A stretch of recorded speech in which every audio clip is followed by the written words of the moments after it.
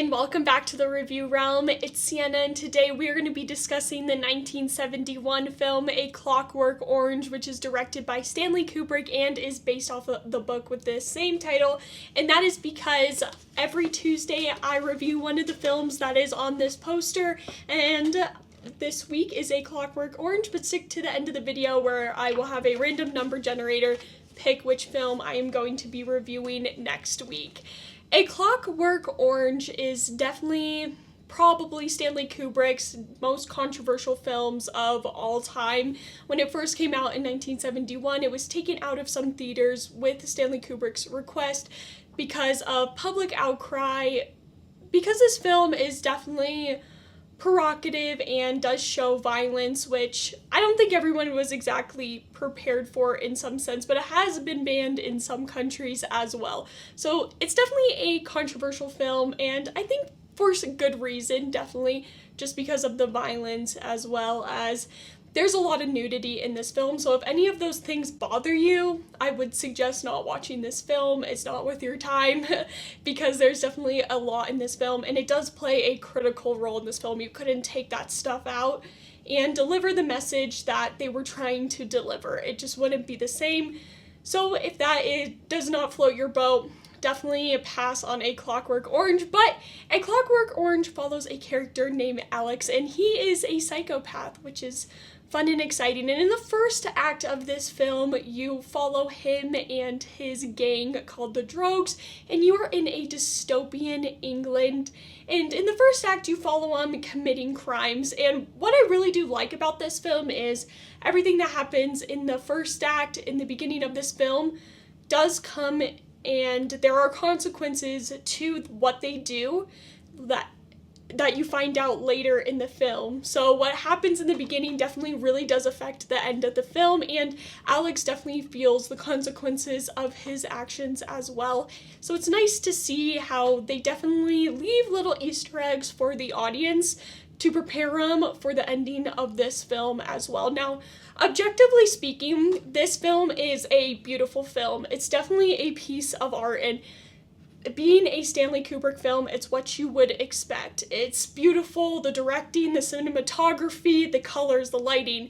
Even when it just comes to what the characters are wearing, everything is important and everything is done on purpose. Like, this movie, there's so many details, which I'm not going to go into all of them because I don't have hours to discuss this film, but there are so many little details that really add to the overall message of this film, which is really nice to see within a film. And you could tell that everything was thought out very well. Just from the colors of the hair, you could literally write a huge, massive paper on just the mother's hair, Alex's mother's hair. Her hair changes throughout this film, and it's not just on accident. It's not because they were lazy or just felt like it. It's definitely on purpose, and it definitely shows and predicts little Easter egg things that happen in this film. It's very important. So little details like that really do help this film be amazing and a great film overall.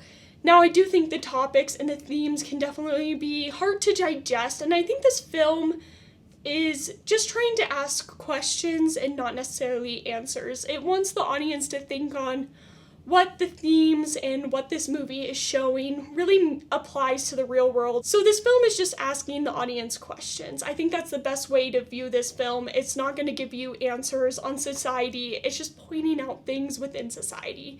So we see Alex, and he is committing all of these crimes, and he ends up getting caught. He's the only one out of his gang, and he's the leader of the Drogues. He's the only one who ends up getting caught. The rest walk free, they don't get caught, and Alex is then sentenced to 14 years in prison.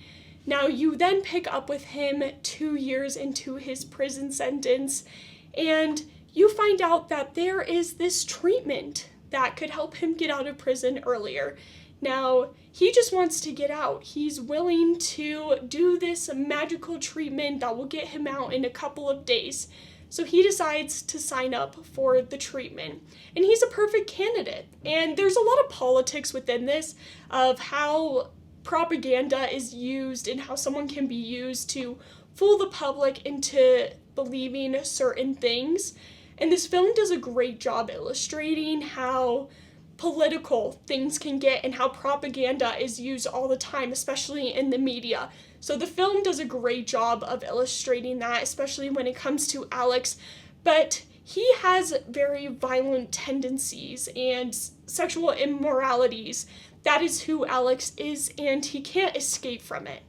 So this film really does tackle, like, what are prisons supposed to do? There's a quote in the line that I'm paraphrasing goes somewhere an eye for an eye, or is it to go from bad to good? What is the role of prison? So it definitely does ask that questions, and I think Shawshank Redemption is another film that does ask a lot of those similar questions to prisons and things of that nature as well. And this film also does tackle that. And Alex is talking, while he's in prison, works with the priest of the prison, and they are talking, and the priest gives this very important line, which I think really sums up this film. And again, I'm paraphrasing. It goes along the lines of, when a man stops making choices, he stops being a man. It was something along that lines, and that really stuck with me because I think that is really the message of this film, because you see Alex in his chaotic, sinful nature in the first act of this film. Then he's in prison, and he's somewhat isolated, but he still has all those tendencies. And then he gets this treatment, which, to help him avoid the violence and the sexual immoralities, they basically make it so he's sick when he sees those things, or when he tries to act on those things. His body reacts, not his mind. He still gets those tendencies, but his body is making it physically impossible for him to act on his desires. So you see him tackling this, but he basically becomes mechanical, just what society thinks a man or a person should be. That is what he becomes after this treatment. And you see him being neither good nor bad in some sense, but also not joyful or happy. All the things he loved before, like Beethoven, he was really into Beethoven, he now can't listen to Beethoven Symphony 6 because of the treatment, which that was a unintended consequence of the treatment. He now becomes physically sick, so he can't even enjoy the one thing he loved, which was Beethoven. And this film really does question, can you have good without bad, or do you need them both? Which I think is a really interesting question that it does. And this title, A Clockwork Orange, Alex, he is a human being, a organic thing like an orange, but he then gets turned into a mechanical product like a clock. So I think this title is very important in how you view this film as well. So definitely go into the film with the title in mind and constantly asking yourself questions as well. Now, there's a ton of symbolism within this film. Just off the top of my head, the snake, the milk, the colors, everything. There's so much symbolism. Literally, if you just took a random screenshot of this film at any point within the duration of it, you could pick out some symbolism. It's insane how much they stuffed within this film. So it does make watching this film interesting and fun, because you're trying to figure out, what is this symbolizing? What is it showing? How is this important to the overall story? Now, you see Alex, and he is narrating this whole story, and you see him transform from his chaotic nature to then getting the treatment. And then a accident happens. He ends up jumping out of the window. He was trying to end and not be on this earth anymore, but he ends up just injuring himself, which then reverses all of the treatment that happens, and he then goes back to his chaotic or sinful nature as well, which is again an interesting illustration, because you could almost argue they're showing that a human will always have these human desires and eventually will break away from the machine. You could argue that is one interpretation of the end of this film.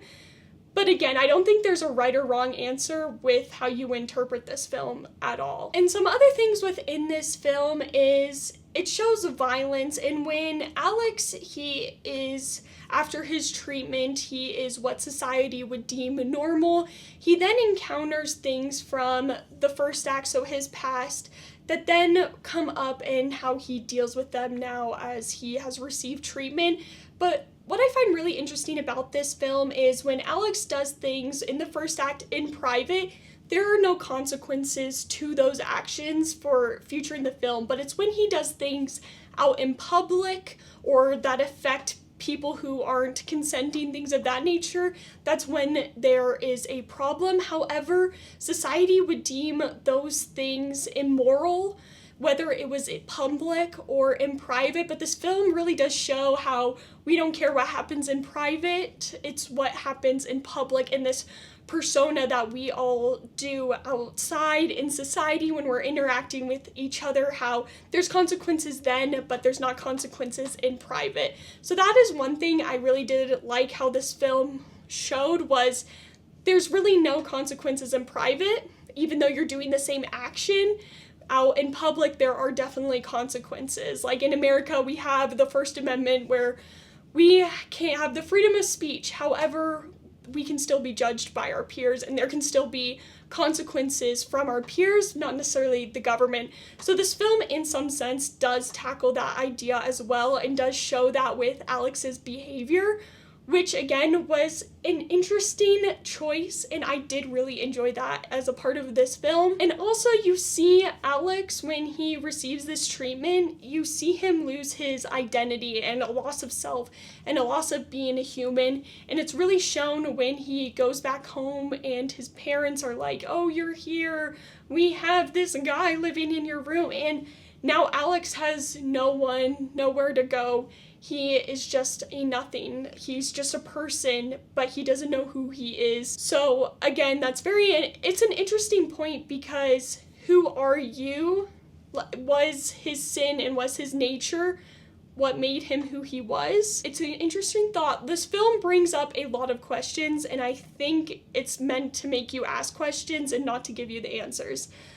But there are definitely a lot of things to unpack in A Clockwork Orange. I'll probably be thinking about it for a while, just from the color, all the door color, which I found interesting. I was like, why is the door blue? Why did they mention that? Why is the candy bar red? Why are all these things, especially with color within this film? I was asking myself that constantly while watching this film. But let me know if you've seen A Clockwork Orange, what you thought about it, what was your interpretation of it, down in the comment section down below. But now it is time to pick what our next week's film is going to be. I had the random number generator do it. So next week's film is going to be Goodfellas by Martin Scorsese, which came out in 1990, and I have seen that film before, but you can find out my thoughts on it next week. But have a great day. Bye!